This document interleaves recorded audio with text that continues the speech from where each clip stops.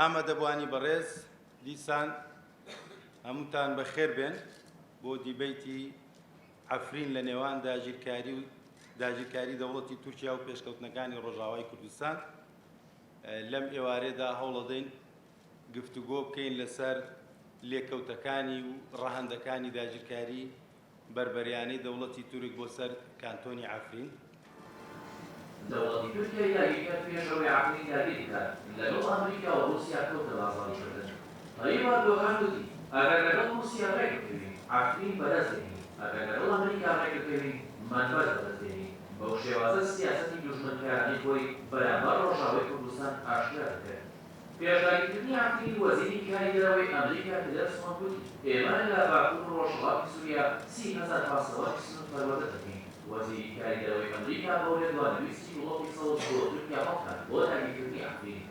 بەری کوردە دەچێتمە گرێدانێک و پێشە ڕۆژێک ji bo çareserî ve dozan kird, ev ji bo xelkê me Efrînê pir kêfxweş bû ji bo vê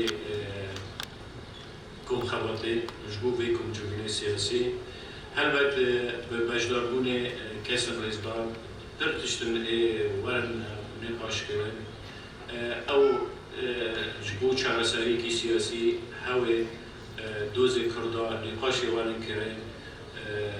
نريني ورد التوصيات. أنا هنجي لهنبري رشا هذي توراني ين دولة قاتل ين فاشست ين هذا ديالين بناء ولا ده همو إمكانيات يقوي تكنيكي بالافر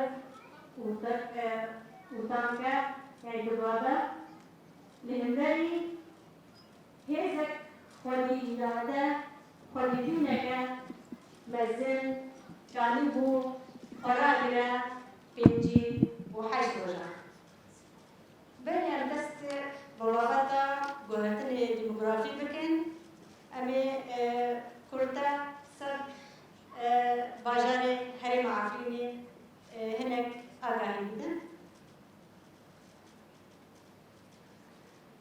كرداغي جاي كرمانج عفرين جي حفت ناوچان بيكي نامدا عفريني جندريسي شيا باباتا راجو وبلبلي جي سيسدو شيست وشش بندا بيكي چند بخشي مزرعي وانا اوجي بتشوفن اللي انا كاوجي يعني وقتها بندسي بلده وهيدي اوجي وجه قدامنا يعني هيدي بس بالبيكرن و دار الزوري رفاندن وقردن بسدان تشيدبه يعني حياة أنا كا 8,604 هاتنا رفاندن دب تعديد يعني أشكنجا روجانية بحجة حر حجتك حجتي وان حاصرن حالتي كشتني وعدامي تحفصادة 666 جوان بينسد نتجا قصفة تركيا ولوجي دبن بن تعذيبي دا مرنا جن نود وششم حيانك هاتنا قربان كرن جوان ورفاندن جوان حيش حالاتي خوكشتني وهفتي تشي حالاتي تجاوزي